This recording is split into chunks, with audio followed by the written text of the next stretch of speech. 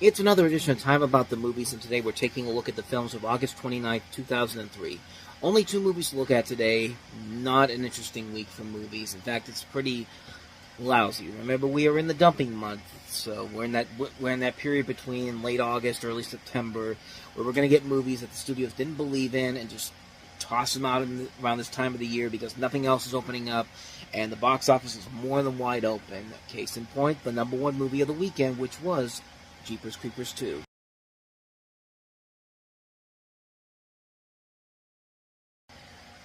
So this is supposed to be every 23 years this thing's supposed to come out. So when this stuff supposed to have been coming out in 2024? Think about it.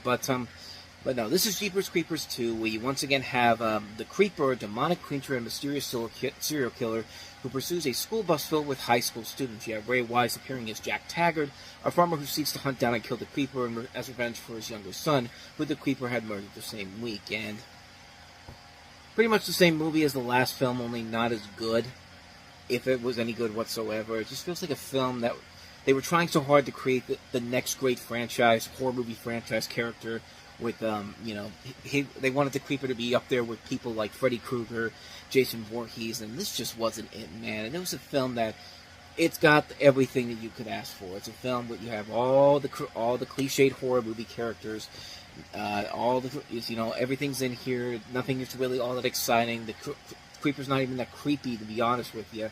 Just looks like a guy who's just like, he's like painted in black and just has the mustache, like the mustache and the goatee and the beard and all that. Just like, he's not creepy at all. I mean, he really is not. It's just a character that just feels like someone just ran out of ideas and said, okay, let's just make a guy, and then we'll paint him all in black, because that's the easiest way we can do this. And there's nothing scary about this thing whatsoever. There's nothing that exciting.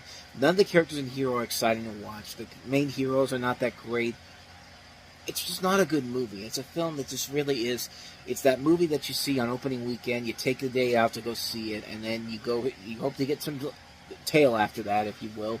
And you never talk about this movie ever again, but you have the memories of going out with somebody really good looking. This is a date night film. It's a date night film where you're not going to this movie to see the movie. You're going there to do other things besides watching the movie. And end result here is not that great. It's a movie that is just, it's been there, done that type of stuff. It's not scary. It's not creepy. It's a very cliched riddled horror film. Jeepers Creepers 2. What more can you say about it except avoid it like the plague? So with that said, let's go ahead and take a look at the second movie we have this week, the last movie we have this week too, Party Monster. And you want to see what Kevin McAllister's been up to since Home Alone ended?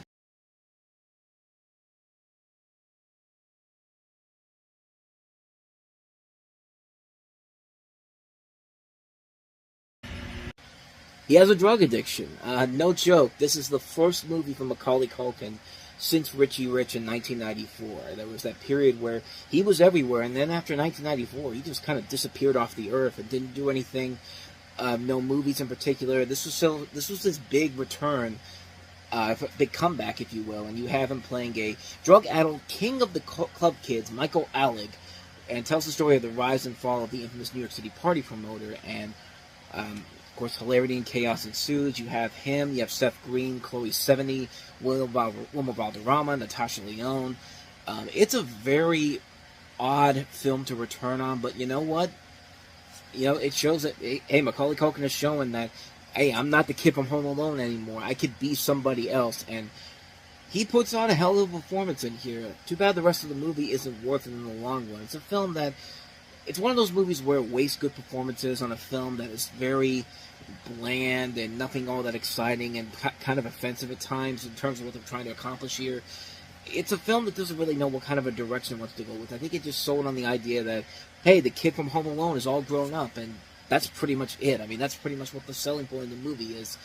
And sure enough, the film itself delivers a film that has some good performances to carry the load, but other than that, though, it's a really lackluster film in general.